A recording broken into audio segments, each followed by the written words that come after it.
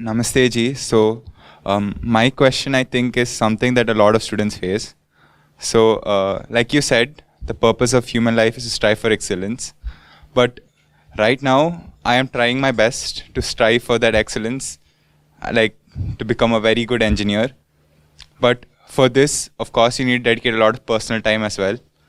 But when you dedicate a lot of personal time towards this goal of excellence, you also lose out on a lot of social time, like time for you to hang out with friends and have fun. So how would you ideally be able to balance it? Because until now, every time I've achieved my excellence in anything, it has always been by me shutting the door and just sitting all alone in my room or wherever and just working. So that is not really sustainable if you want to have long-term friendships and all. So how would you suggest to balance all of this? No, that is a concept that these two are mutually exclusive things, studies and friendships, and that these two ought to be balanced, and that friendships cannot be sustained if one is too immersed in his studies. All this is a concept that you have absorbed from somewhere. Why can't you have friends who have fun with books? So you are there and the friend is there, and both of you are hanging out with books. But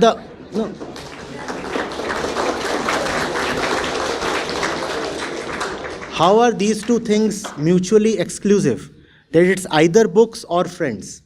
Why can't it be friends with books or books with friends? Why can't you find friends in books? Why can't you have friends who are books in themselves? Even if you're not carrying books, that friend is a living, walking book. Why can't you have friends of that nature? The problem is an internal fragmentation. One part of you wants to learn mathematics. One part of you wants to go into the bare and honest facts that science has to offer. And science is very honest, no? The other part of you wants to have friends who just entertain you with a lot of falseness and nonsense. And you do not realize that these two cannot go together. The mind that wants to go into the reality of things via the scientific method, how can that same mind opt to have fun with someone who is cracking bad jokes that mean nothing and even expects you to laugh? But we want to have these two, and that we call as work-life balance. Can we have both of these? Why do you want to have both of these? Have the one thing that is really, really precious, no? Do you want to have a flight and a train ticket and balance the two? One leg in the flight, one in the train. If you want to reach your destination, you need to have only one. And if you have two, then there is a problem. You will reach nowhere. So have the right flight for the right destination and have your friend in the flight. If you have a friend who has a different flight to catch to a different destination, then you either drop the friend or the flight. These two cannot go together. Nothing of balance would work here. Drop this word balance from your mind totally. Totally. Balance simply means fragmentation, division. This is to be done, and I'm balancing both of these. Which basically means that you can never be completely into either of these. Otherwise, why do you need to balance? Joy lies in absolute immersion, not in balancing. Joy lies in totality, not in incompleteness. And all forms of balancing are incompleteness, are they not? 50% this, 50% that. Or 90% this, 90% that. Be it 50 or 90, both are incomplete. Whereas joy lies in absolute 100%. If you cannot be dedicated 100% to the one thing in life, I repeat, is not worth living. Balance is not something good. Where does this concept of balance come from? You want me to tell you? This comes from the point of industrial revolution. Now, industrial revolution threw up a lot of jobs that were inherently soul-sapping.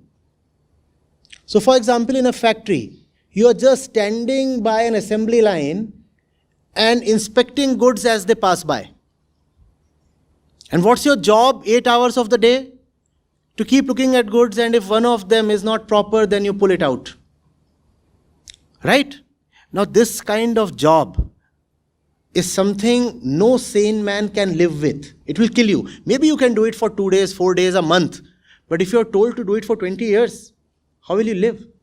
So the concept of work-life balance came in. They said, fine, you do this, we'll pay you enough, and then you go and have fun in the house. So there will be work-life balance. And then you can console yourself. You can say, all right, I tortured myself for 8 hours in the job, but in return of that, I got some money, and using that money, I bought a vacation. And in the vacation, I had fun. So see, there was a balance.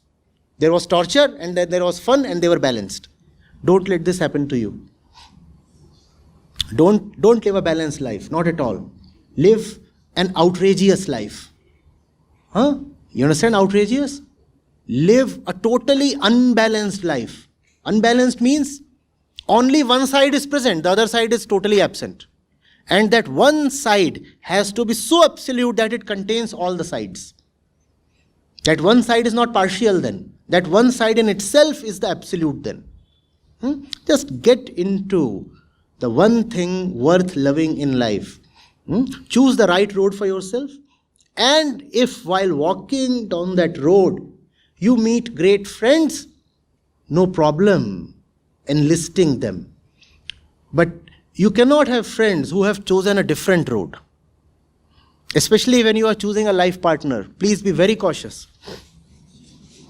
If there is one thing you love in life and you have a life partner whose ways are totally different, you will find yourself torn, split.